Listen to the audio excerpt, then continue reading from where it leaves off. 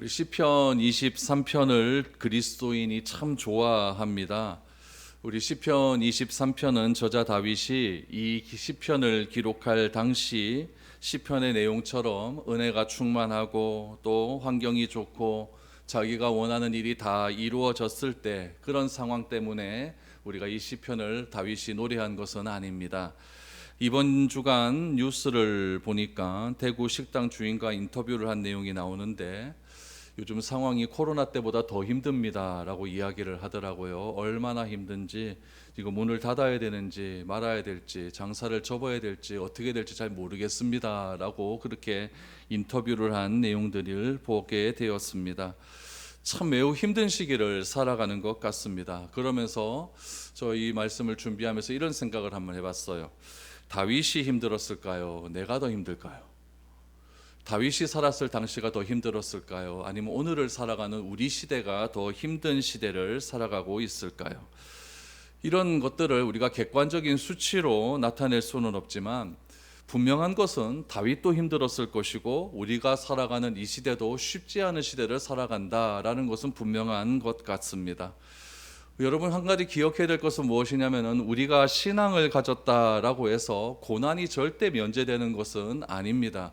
내가 하나님을 믿기 때문에 나는 늘 언제나 평안해야 되고 내 영혼은 감사해야 되고 나에게는 고난이 있어서는 안 된다, 이렇게 생각하면 큰일 납니다.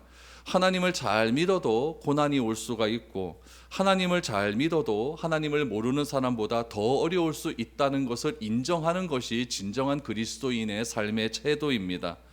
그러나 믿음을 가지고 살아갈 때에 고난이 피해 가지는 않지만 고난과 환난이 올지라도 이겨낼 수 있고 기뻐할 수 있습니다. 바울이 비록 감옥 안에 있다 할지라도 감옥 밖에 있는 사람을 위해서 기도할 만큼 묶이지 않는 자유함이 그리스도인에게는 틀림없이 있다는 것입니다. 성경을 읽어보면 수많은 인물들이 성경 가운데 등장하게 되는데 우리가 제법 잘 아는 인물들이 다 평안한 삶을 살았던 것은 아닙니다. 오히려 그들은 더 어려운 삶을 살았고 힘든 삶을 살았고 괴로운 삶을 살았지만 자신에게 찾아온 어려움을 디딤돌로 삼아서 믿음을 한 단계 더 성장시킬 수 있는 그런 믿음을 가졌기 때문에 그들은 성경에서 믿음의 위대한 영웅들로 우리들에게 등장하고 있는 겁니다. 미국의 위대한 설교자인 스펄전 목사님은 시편 23편을 가리켜서 시편 속의 진주라고 이야기를 했습니다. 시편 23편은 많은 분들이 암송하고 있고 시편 23편을 암송하면 암송할수록 깊은 맛과 보석과 같은 그런 귀한 의미를 우리가 알 수 있게 됩니다. 믿음이라는 것이 궁극적으로 우리의 소원을 성취하는 것이 아니라 우리가 구하지 말아야 할 것에서 자유하는 놀라운 능력임을 이 시편 23편을 통해서 우리는 알게 되는 것입니다. 우리 다음 주까지 시편 23편의 말씀을 볼 겁니다. 오늘은 1절에서 3절, 다음 주는 4절에서 6절 이 말씀을 볼 건데 이 어려운 상황 속에서 다윗이 어떻게 하나님을 이렇게 고백할 수 있었을까?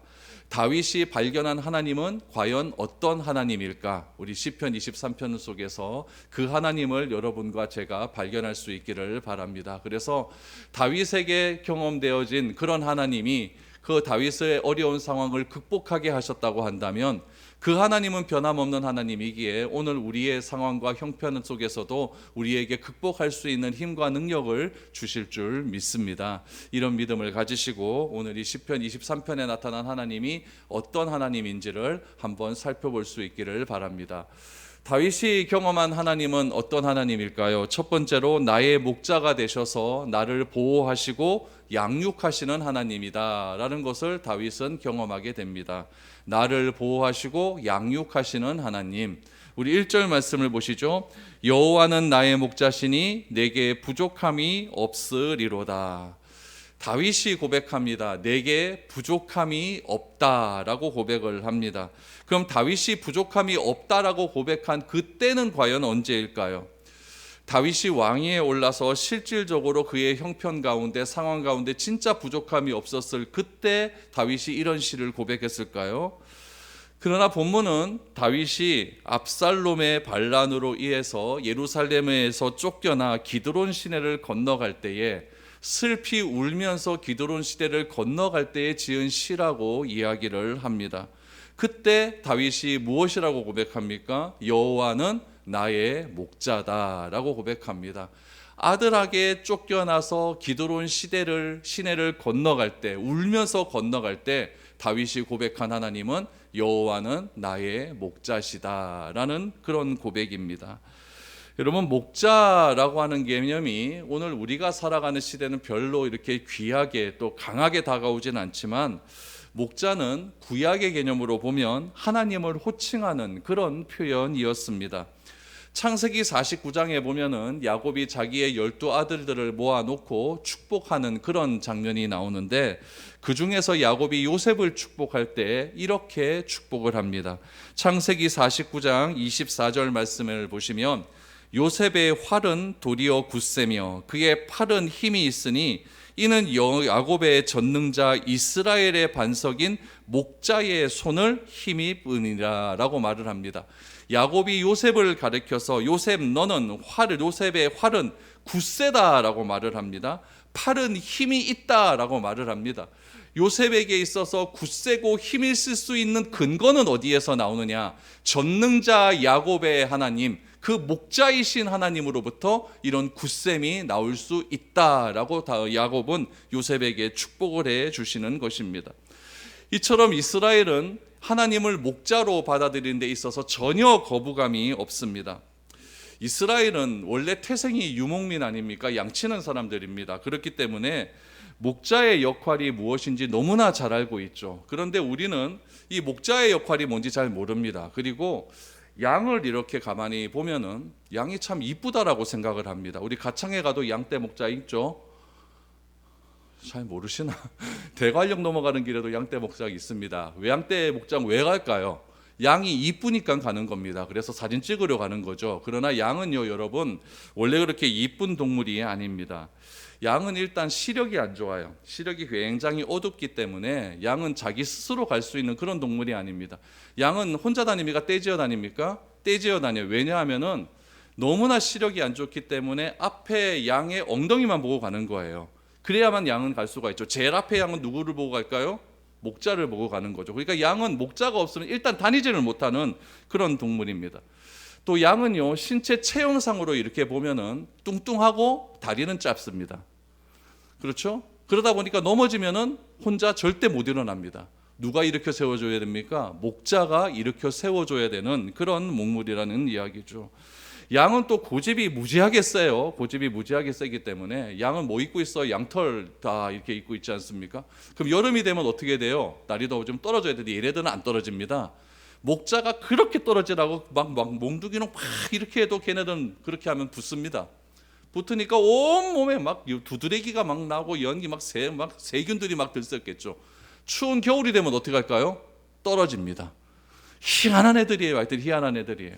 그러니까 자꾸 붙고 그러니까 막 두드러기 나고 냄새가 나고, 그러니까 양은 머리에다가 뭘 발라주느냐? 알로마 오일을 발라줘요. 시편에도 보면 내 머리에 기름을 바른다는 얘기가 그런 의미가 있는 거죠. 그러니까 이 양들은요, 굉장히 아주 힘든 애들이에요.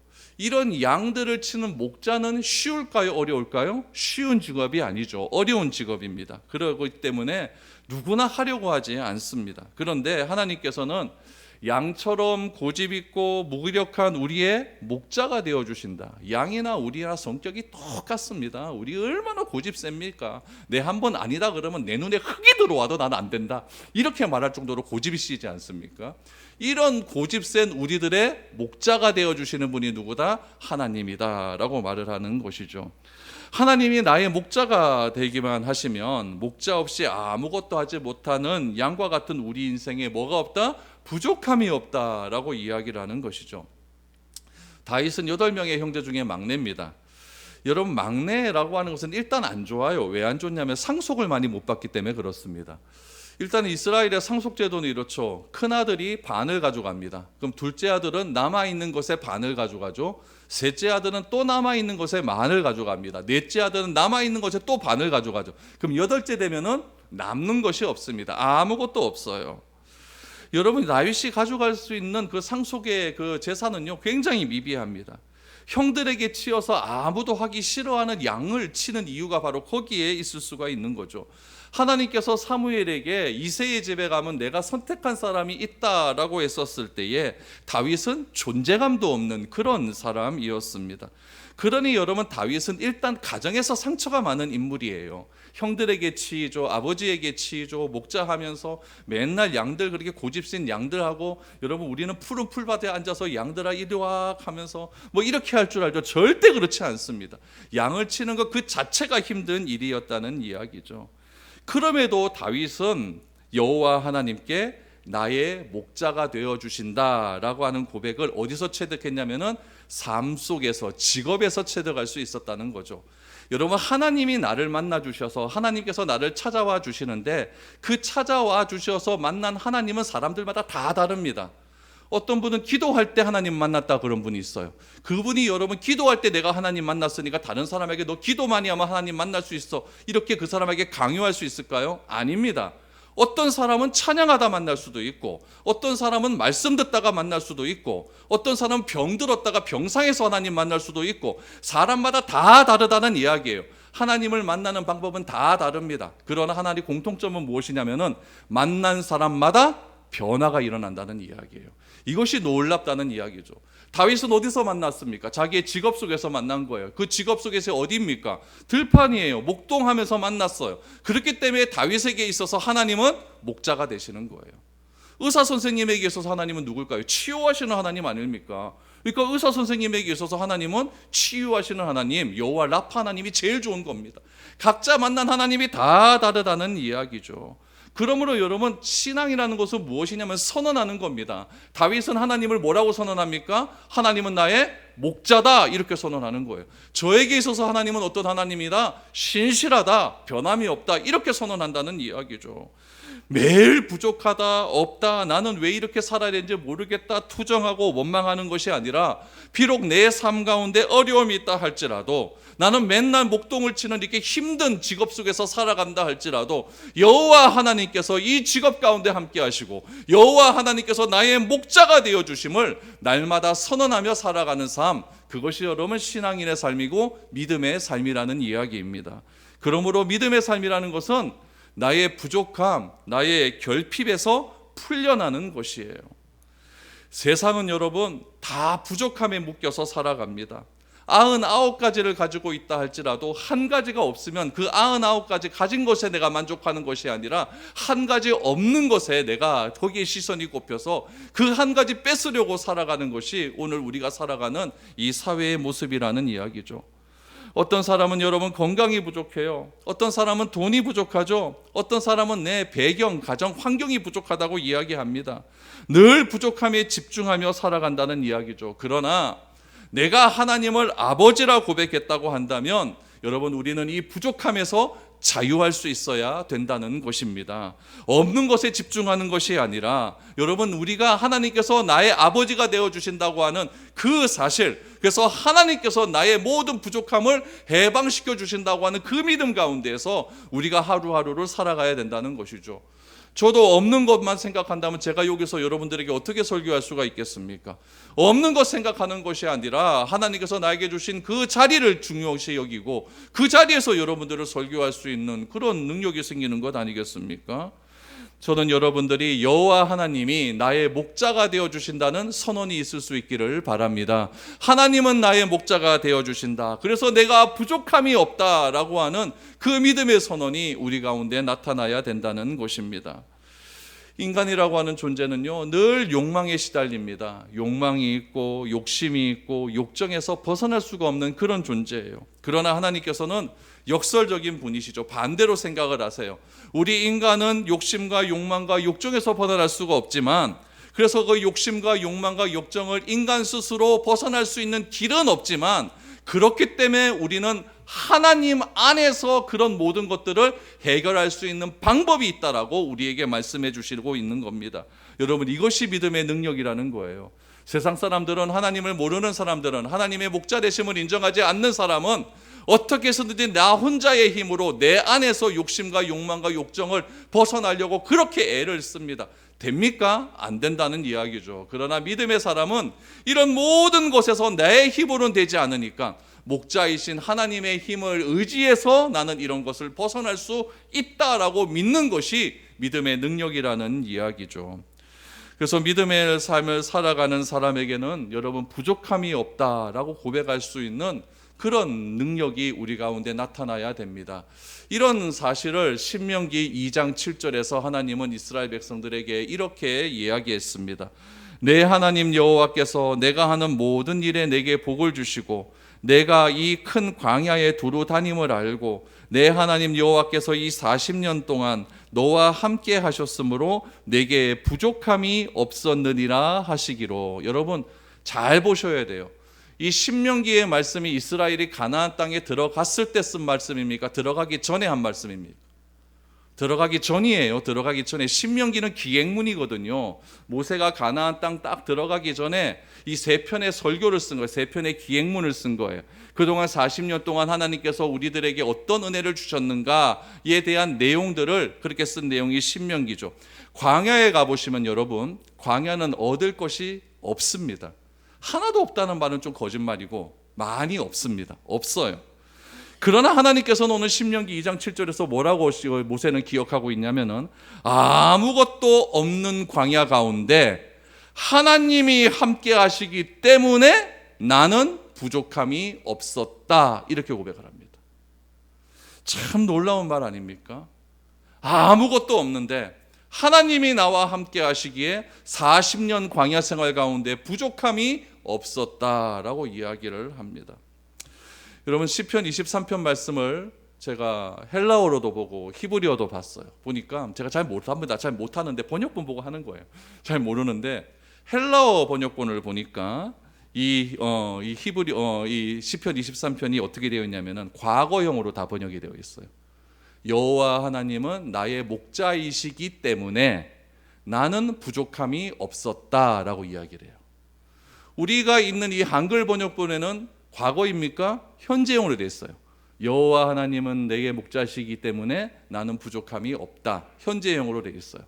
근데 히브리어로 보면은요, 이 시제가 어떻게 되냐면은 미래 미완료형으로 되어 있어요. 이건 뭐냐면은 아직까지 이루어지지 않은 상태를 이야기하는 거예요.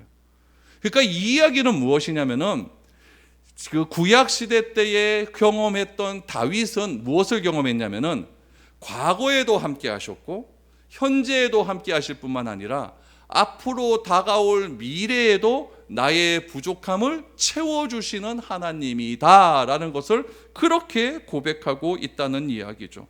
그러니까 이 고백은 어떤 고백이냐면요, 하나님을 내가 아버지라고 부르는 것은 과거에도 현재에도 미래에도 한 시제로 이어져 있다는 것을 의미하고 있는 거예요. 과거에도 나의 하나님이셨고 현재에도 나의 하나님이시고 그 하나님은 내가 아직 경험하지 못한 미래에도 나의 아버지가 되어주신다. 나의 목자가 되어주신다. 그러므로 나는 부족함이 없다. 이런 결론이 나오게 된다는 이야기죠.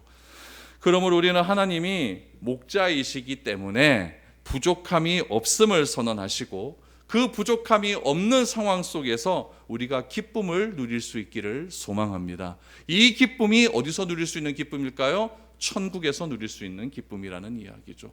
그러니까 다윗은 비록 압살롬에게 쫓아서 기드론 시내가가 어디냐면 예루살렘 성 바로 밑에 내려가면은 큰 계곡이 나오거든요. 그 계곡을 흐르는 시내가가 기드론 시내가예요. 그러니까 바로 지금 우리로 딱 따지면 이제 그 하원 지나가면서 지금 고령 합죽 가면서 지금 다윗이 부른 노래라는 거예요. 이래 보면 예루살렘 성이 위에 보입니다. 그 상황 속에서 여호와는 나의 목자시니, 비록 눈물을 흘릴 겁니다. 눈물을 흘면서 여호와는 나의 목자시니 내가 부족함이 없습니다. 이런 고백을 하고 있는 것이죠. 바라기는 우리 가운데서도 이런 목자이신 하나님을 늘 언제나 경험할 수 있고 체험될 수 있기를 소망합니다. 두 번째로 다윗이 경험한 하나님은 어떤 하나님일까요? 참된 안전함과 쉼을 주시는 하나님입니다. 참된 안전함과 쉼을 주시는 하나님. 우리 2절 말씀 보시죠. 그가 나를 푸른 풀밭에 누이시며 쉴 만한 물가로 인도하시는 도다. 하나님이 나를 풀밭에 누이십니다. 그리고 가장 좋은 물이 흐르는 곳에서 편안하게 쉴 수 있도록 해 주십니다. 중요한 것은 풍성한 삶을, 다윗이요, 이 풍성한 삶을 어디에서 찾고 있느냐가 중요한 거예요. 어디에서 찾고 있느냐. 여러분, 대도시에 우리 큰 시장이나 큰 마켓, 백화점 같은 데 가보면요, 얼마나 좋은 물건이 산더미처럼 쌓이는지 모릅니다. 우리는 어디 가면 기쁨을 누리냐면 다이소 가면 기쁨을 누리죠. 내가 다 살 수 있어. 신세계 가면 기쁨을 못 누립니다. 다 못 사니까. 근데 다이소 가면 얼마나 기쁨을 누리는지 모릅니다. 한 2만 원만 쓰면 다 사고 가요. 여러분, 신세계 같은 데 가보세요. 명품 매장 가보세요. 얼마나 좋은 게 많은지 모릅니다. 그러나 그런 좋은 물건이 우리에게 풍성한 삶을 안겨다 주지는 않습니다. 마치 몸의 비만은 건강하지 않은 것과 똑같은 거예요. 우리 과거에는요, 배가 좀 나오면은 있어 빈다 그랬어요. 그래서 배를 나오게 하기 위해서 최선의 노력을 다했죠. 이렇게요. 그러나 요즘은 배 나온 사람은요, 자기 관리 안 하는 사람이에요. 그러니까 배 나온 사람은 건강하지 않는 사람이라는 이야기예요. 그런데 참 재미있는 사실은 무엇이냐면은 배가 좀 나왔다 할지라도 건강한 사람이 있어요. 그건 뭘까요? 이 안에 비만이, 기름기가 덜한 사람이에요. 그러니까 균형 잡힌 몸매를 가진 사람은 뭐예요? 건강한 사람이라는 이야기. 배가 조금 나와도 균형 잡힌 몸을 가진 사람은 건강한 사람이라는 이야기죠. 마찬가지로 내가 시대가 원하는 것이 다 달라요. 우리 조선시대 때에 원하는 소유가 있었고, 또 요즘에 또 우리가 원하는 그런 소유가 있지 않습니까? 또 미래가 되면 또 무엇을 또 우리가 원하게 될까? 우리는 잘 모르게 됩니다. 여러분은 시대가 원하는 것을 내가 소유할다 할지라도 죄에 빠진 사람은요, 결코 그 소유 때문에 완전해지지는 않습니다. 죄에 빠진 사람은 결코 그 소유 때문에 여러분 참된 쉼을 얻을 순 없다라는 이야기죠. 여러분, 그 죄에 빠진 사람은 그 소유함이 푸른 초장과 쉴 수 있는 물가가 절대 될 수 없다는 이야기예요. 하나님이 우리에게 허락하시는 부유함은 하나님의 복 뒤에 따라오는 것이지 하나님이 주시는 근본적인 복보다 앞설 수는 없다는 이야기예요. 소유가 복된 복일 수는, 진짜 주된 복일 수는 없다는 이야기죠. 성경에서 말하고 있는 푸른 초장과 쉴 수 있는 물가는 무엇이냐? 목자이신 하나님의 인도하심의 출발점에서, 하나님이 인도하시는 대로 가는 그 출발에서부터 시작된다는 이야기예요. 하나님의 은혜는요, 우리를 부요한 자가 되게 하십니다. 믿음이 부요한 사람은 하나님의 풍성한 은혜를요, 무한정으로 공급받을 수가 있게 되는 것이죠. 믿음을 통해서 우리에게 주시는 하나님의 풍성한 은혜는 우리를 죄의 길에서 벗어나는 그런 삶을 살게 해 주십니다. 그런 삶이 푸른 초장과 쉴 수 있는 물가로 인도하시는 목자이신 하나님의 놀라운 은혜라는 이야기예요.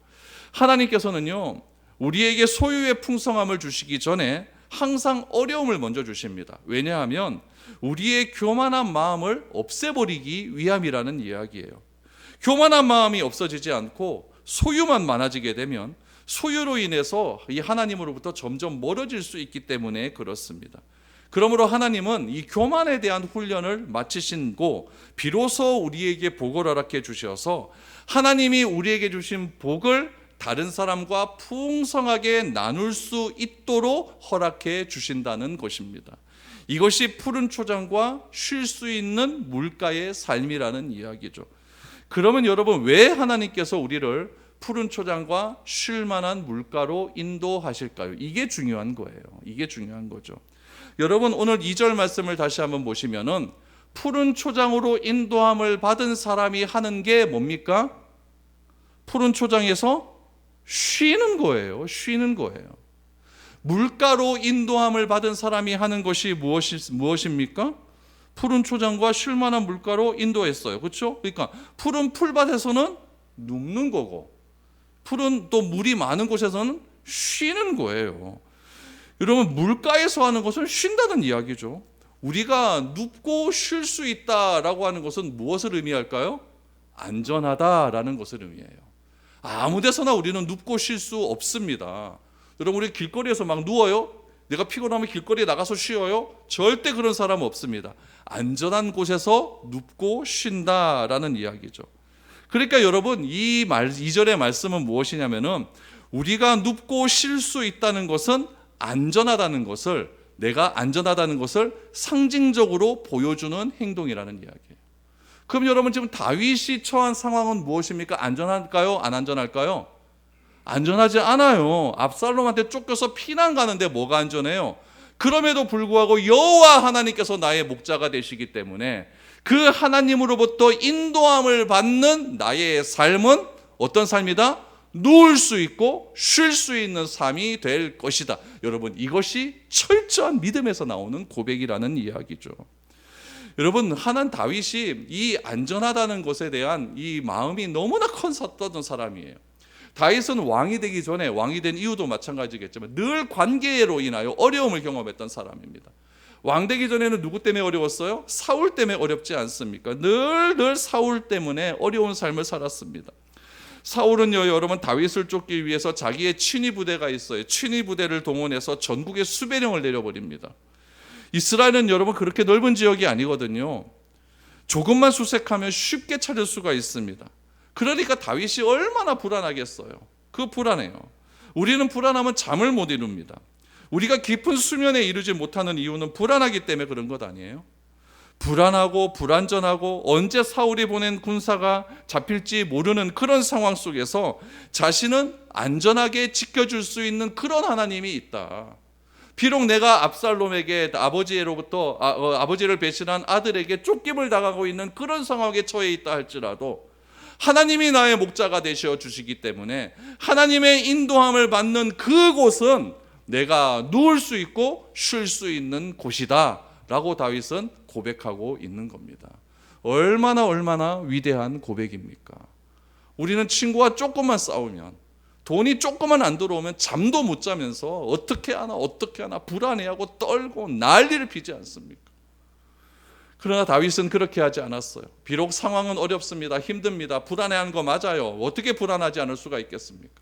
그러나 다윗의 믿음을 통해서 나올 수 있는 고백은 무엇이냐면, 비록 내 상황이 이렇게 처해 있다 할지라도 목자이신 하나님은 나를 푸른 초장으로 인도하셔서 나를 잘 수 있게 해주시고 나를 물가로 인도하여 주시어서 이 무더위 속에서 물 한 잔 마시면서 쉴 수 있는 은혜를 베풀어 주실 것이다 라고 고백하고 있는 겁니다. 저는 우리의 고백도 이런 고백으로 충만해질 수 있기를 바랍니다. 무엇 때문에 불안하십니까? 무엇 때문에 어려움을 겪고 있습니까? 무엇 때문에 힘들어하고 있습니까? 그런 모든 것들 우리 하나님께 맡기시고 우리 하나님으로부터 주시는 누이심과 쉼을 풍성하게 누릴 수 있는 저와 여러분들이 될 수 있기를 바랍니다. 세 번째로 다윗이 경험한 하나님은 어떤 하나님일까요? 우리를 회복시키시는 하나님이십니다. 그럼 3절 말씀을 보시죠. 내 영혼을 소생시키시고 자기 이름을 위하여 의의 길로 인도하시는도다 라고 말합니다. 여러분, 우리에게 찾아오는 어려움은 내적인 어려움이 있고 외적인 어려움이 있습니다. 4절 말씀을 보시면 사망의 음침한 골짜기를 다닐지라도 라고 하는 말씀이 나와요. 이것은 어떻게 보면은 외적인 어려움이겠죠. 근데 다윗은 내 영혼이라고 이야기했으니까 이것은 여러분 외적인 어려움이 아니라 내적인 어려움이라는 것을 알 수가 있죠. 이 내적인 어려움을 우리가 요즘 많이 쓰는 말로 어떤 말로 표현할 수가 있냐면은 영적 침체라는 말로 표현을 할 수가 있습니다. 여러분, 이 정도 되면 영적 침체가 안 오면 이상한 거죠. 아들한테 배신당했는데요. 영적 침체가 충분히 올 수가 있습니다. 심리학에서는 또 상담학에서는 이런 영적 침체가 올 수 있는 이유를 몇 가지로 정리를 합니다. 기독교 상담학에서는 이렇게 이야기를 해요. 첫 번째 이유는 무엇이냐면은 말씀을 듣지 못한 상태에서 육체적으로, 이거는 병이 든 거예요. 육체적으로, 상황적으로, 환경적으로 지치면 영적인 침체가 온다라고 말을 해요. 아무리 힘센 사람이라고 할지라도 먹지 못해 배고픈 상태가 되면 여러분 쓰러지고 마는 겁니다. 마찬가지로 우리가 영적인 양식을 먹지 못한 상태에서 나에게 너무 많은 일들, 힘든 일들이 갑자기 불어닥치게 되면 여러분 영적 침체가 임할 수 있게 되는 겁니다. 참 신기한 건 뭐냐면 힘든 일은 한꺼번에 와요. 참 이상해요. 그래서 힘든 일은 한꺼번에 와요. 그래서 영적 침체가 올 수가 있다. 두 번째는요, 습관적인 죄 때문에 그렇습니다. 그리스도인으로서 어떻게 살아가야 하는지 여러분 압니까 모릅니까? 다 알고 있어요. 다 알고 있습니다. 그럼에도 상황과 형편으로 인해서 반복적으로 죄를 짓는 나의 모습 속에서 우리는 절망하게 되는 것이죠. 내가 예수 믿어도 이렇게 믿어도 되는가? 이런 것들이 생각들이 자꾸 일어나게 되면은 내가 영적인 침체에 빠질 수밖에 없는 것입니다. 나는 죄를 짓고 싶지는 않은데 직장에서의 분위기가 나를 자꾸 거짓말치게 만들고, 사업하는 분위기가 이런 행동을 안 하면 안 될 것 같은, 내 사업이 망할 것 같은, 내 수입이 적어질 것 같은 그런 상황으로 자꾸 몰아가기 때문에 어쩔 수 없이 그런 죄를 저지를 수 있는 경우가 있습니다. 근데 교회에 와서 보니까 그것이 잘못이라고 하니까 내가 예수 믿는 게 맞는가? 내가 이렇게 예수 믿어도 되는가? 이런 생각에 빠지게 되는 것이죠. 여러분, 신앙에는요, 장사가 없습니다. 우리 속담에도 가랑비에 속옷 적는다라고 하는 말이 있듯이, 여러분, 우리가 넘어지는 거는요, 큰 충격 때문에 넘어지는 것 아니에요. 큰 죄를 지어서 넘어지는 것 아니에요. 작은 죄가 반복적으로 누적되면 그것 때문에 내가 넘어지게 된다라는 이야기죠. 그러므로 우리가 영적 침체에 빠지지 않기 위해서는 죄를 범할 수 있는 분위기에서 벗어나야 됩니다. 빨리 가야 돼요. 요셉은 여러분 보디발의 집에서 보디발의 아내가 자꾸 유혹을 하니까 어떻게 했습니까? 그 자리를 피하지 않습니까? 이것이 여러분 죄에서 벗어날 수 있는 유일한 길이라는 이야기입니다.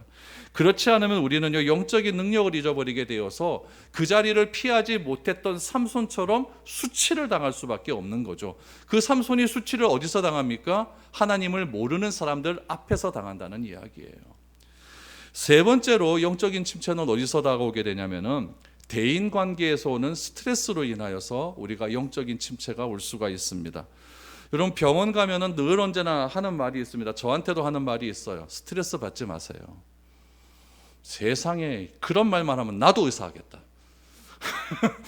스트레스도 어떻게 안 받고 삽니까? 다 스트레스 받지 말라 그래요. 조금만 위장이 좀 꼬록꼬록해서 병원 가면 스트레스 받는 일이 있어요. 참, 나도 그거 알아요. 그런데 여러분, 이 스트레스 가운데 가장 강력한 스트레스가 뭐냐면요, 인간관계에서 오는 스트레스예요. 집에서 여러분 자식하고 조금 갈등이 있어 보세요. 여러분 힘듭니다. 그거 힘들어요. 저도 해보니까 힘들어요. 보통 힘든 게 아닙니다. 여러분, 대인관계 속에서 오해 한번 받아보십시오. 교인들과의 사이 속에서 이상하게 아무것도 아닌데 이상하게 뭔가 찝찝해요. 거기서 오는 스트레스는요, 말을 할 수가 없는 겁니다. 그렇게 되면요, 삶 자체가 어려워져요. 계속 거기에 매몰될 수밖에 없는 거죠. 특별히 여러분, 기질적으로 마음이 약한 분이 있어요. 기질적으로 남에게 피해 주고는 못 사는 그런 분들이 있어요. 그런 분들은요, 견디지 못하게 됩니다. 이런 것들이 영적인 침체의 원인이 될 수 있다는 이야기예요. 그럼 이런 것들을 머릿속에 딱 두시고 다윗은 어떠했을까요? 다윗의 삶은요, 고난과 어려움의 연속이었어요. 관계의 스트레스 1호 말로 할 수가 없습니다. 노아는 어떻습니까? 하나님으로부터 방주를 만들려고 그래요. 산 위에다 만들려고 하죠. 그것들이 지나가는 사람들마다 노아를 미쳤다라고 하면서 손가락질을 받습니다. 다 자기와 함께했던 사람들로 인하는 어려움이에요. 어떤 책에 보니까 노아가 제일 힘들었던 때는 언제냐고 하냐면은 동물들을 다 방주에 집어 넣었을 때가 아니라고 해요. 누구를 넣었을 때가 제일 힘들었었냐면 아내와 자식들 넣을 때가 제일 힘들었었다 그래요. 저 더러운 곳에, 냄새나는 곳에 진짜 비가 내릴지도 안 내릴지도 모르는데 어떻게 넣을 수가 있느냐, 내가 어떻게 저기 들어가겠느냐, 가족들이 제일 힘든 스트레스의 원인이었다라고 하는 그런 책도 있더라고요. 참 재밌는 그런 해석인 것 같아요.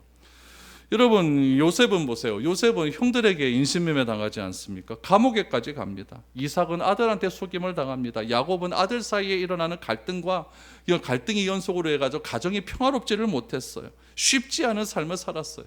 그러나 이런 영적인 침체가 있는 상황 가운데서도 그들이 일어날 수 있었던 이유는 무엇이냐면 바로 하나님의 말씀이 그들 가운데 있었기 때문이다.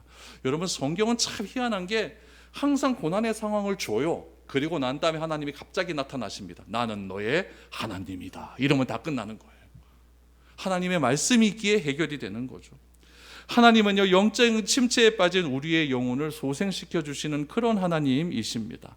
우리가 오늘 본문은 아니지만은 다윗의 시를 살펴보면요, 다윗이 영적인 침체에 빠졌을 때 하나님께 어떻게 고백하는가, 그의 시를 한번 보시기 바랍니다. 시편 3편 1절에서 4절입니다. 여호와여, 나의 대적이 어찌 그리 많은지요. 일어나 나를 치는 자가 많으나이다.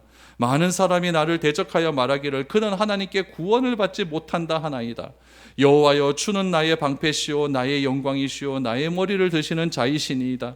내가 나의 목소리로 여호와께 부르짖으니 그의 성산에서 응답하시는 도다. 네가 그래서 뭐 교회 다닌다고 이야기하노? 이런 소리 들었다는 이야기예요. 왜요? 너무나 고생을 많이 하고 너무나 어려움 당하니까. 그때마다 다윗은 하나님께 부르짖었더니 하나님이 여호와의 성산에서 자신에게 응답하셨도다. 말씀 듣고 회복하는 거예요. 또 한 군데 볼까요? 다윗이 사울을 피해 동굴에 숨어 있었을 때 시편 54편 3절에서 5절입니다. 낯선 자들이 일어나 나를 치고 포악한 자들이 나의 생명을 수색하며 하나님을 자기 앞에 두지 아니하였음이니이다. 하나님은 나를 돕는 이시며 주께서는 내 생명을 붙들어 주시는 이시니이다. 주께서는 내 원수에게 악으로 갚으시리니 주의 성실함을 하심으로 그들을 멸하소서. 나를 죄짓게 만드는 분위기와 환경 속에서 우리가 해야 할 일은 무엇일까요? 기도하는 일입니다. 하나님이여, 하나님이여, 나의 이 어려운 상황을 아시는 하나님이여, 주께서는 내 원수에게 악으로 갚으시니 주의 성실하심으로 그들을 멸하여 주옵소서. 내 환경에서 해결할 수 있는 길을 열어 주시옵소서. 그때 하나님께서는 피할 길을 열어 주시는 겁니다. 참된 회복은 내가 하나님께서 우리를 의의 길로 인도하신다고 하는 분명한 믿음이 있을 때 우리는 참된 회복을 경험할 수 있게 됩니다. 여러분, 어떤 분은요, 제가 교회에서 보면요, 평생 쉽지 않은 삶을 살아가는 분이 있어요. 어떤 분은요, 평생 병에 걸려서 그 병 때문에 힘들어하는 분이 있고, 어떤 분은 그렇게 돈이 해결이 안 돼요. 그것 때문에 어려워하는 분이 있고, 어떤 분들은 왜 그렇게 관계가 어려운지 몰라요. 그런 분들이 있습니다. 그럴 때마다 우리는 어떤 얘기를 많이 하냐면은 소유나 환경보다는 우리의 마음이 중요하지 않는가, 이런 말 많이 합니까, 안 합니까? 많이 합니다. 저는 이런 말에 일정 부분은 동의하지만 다른 사람에 비해서 적게 주어진 환경 속에서 끊임없이 비교되고 무시되는 세상을 살아가는 사람에게는요, 이런 환경은 너무 어려운 일이에요. 그러면 답이 무엇일까요? 저에게도 답은 없습니다. 그런 환경에 처한 사람이 제가 무슨 말을 한다고 그게 무슨 위로가 되고 유익이 될 수 있겠습니까? 그러나 오늘 시편 23편 말씀이 그런 분들에게는 귀한 위로가 될 수 있기를 소망합니다. 여호와 하나님은 나의 목자가 되시고 목자가 되신 하나님의 선하심으로 모든 것을 공평하게 하실 때가 반드시 올 것이라고 하는 믿음으로 살아가는 겁니다. 우리는 이 믿음을 예수님을 통해서 알게 되었습니다. 예수님은 어떤 사람이나 불평등하게 대하지 않으시고 똑같이 대해 주셨고, 오히려 힘없고 어렵고 환경적으로 어려운 사람을 더 찾아가셔서 그들을 위로하여 주심을 통해 그들에게 진정한 평화가 무엇인지를 몸소 행해 주셨습니다.